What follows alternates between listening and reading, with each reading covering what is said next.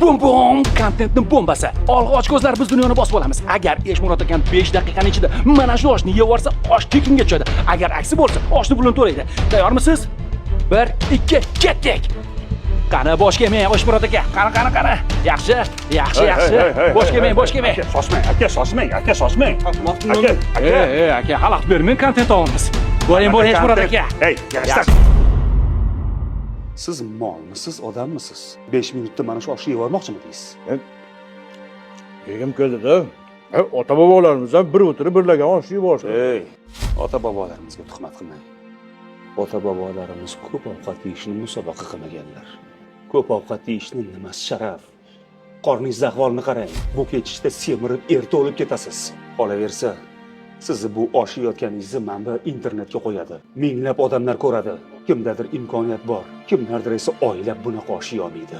Mana bu blogerga esa umuman qizig'i yo'q. Siz o'lib ketmaysizmi? Bularga prosmotr bo'lsa bo'ldi.